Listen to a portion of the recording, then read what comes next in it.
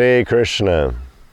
In the Yoga Sutras, we see this kind of language of looking inside as opposed to looking outside.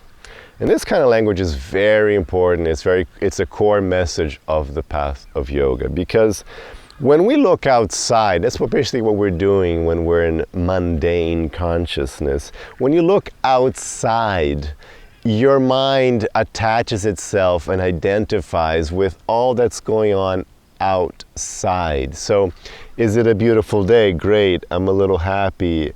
Oh, it's not a beautiful day, I'm not happy. Oh, look, he's being mean to me, so I'm really unhappy. Oh, I just lost this. Terrible. Oh, I got this. Good. So you just completely identify. It's like watching a movie. And you've had this experience, you watch a movie and you just get into it. That's why we watch movies. And you get into it, so then you're scared, you're happy, you're sad, whatever, you're excited, you're bored, and you just get into whatever the screen is showing you, because that's how our brain works. Our brains really identify with whatever image you focus on. Whatever you focus on, that's what's reality for your brain.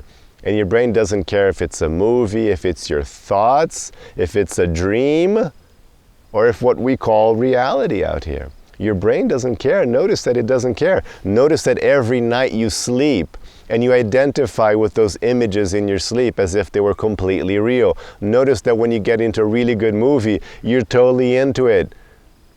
It doesn't matter that it's a screen, that it's obviously fake. You don't care. You feel the emotions. You get happy, you're sad, you cry, you laugh. You get totally into it.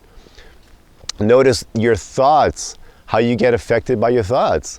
Notice how you get completely anxious over your own you're having breakfast at home alone and you're completely anxious. Why? Because your thoughts are showing you some meeting you're going to have, or an exam, or some difficulty you had last night.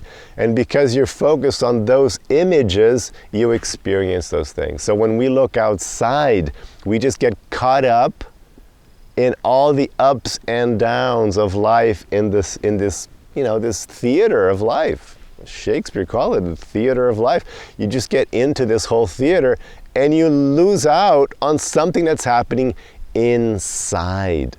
When you look inside, when you pacify your mind, just by meditation, by mindfulness, when you just look, literally just look inside, and you focus on your being, all of a sudden you find all this peace.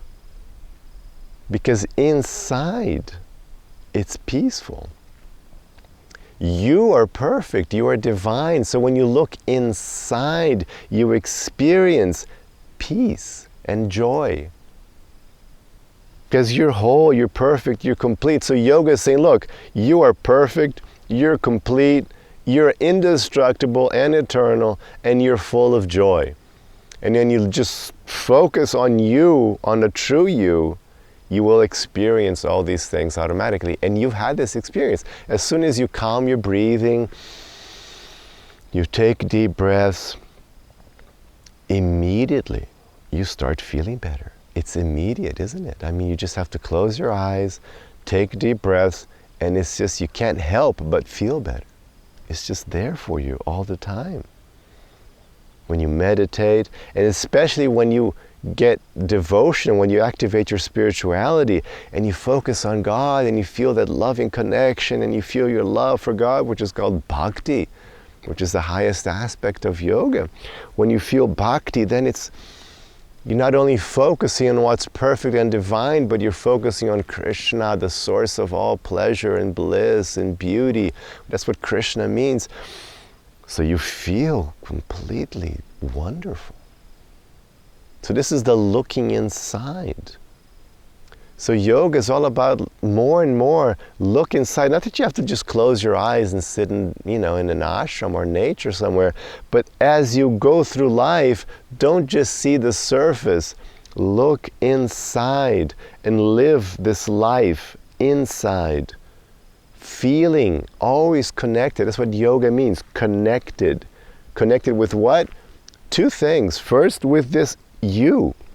with your inner you. That's the first yoga you have to do. And the second yoga is with God. So that's where Krishna uses this term yoga in a double way in the Bhagavad Gita. He says, first yoga with you, then you yoga with me. So you do that. So looking inside, take that into your life. More and more, look inside. And how do you do that? There are techniques, there are ways, there's knowledge for that.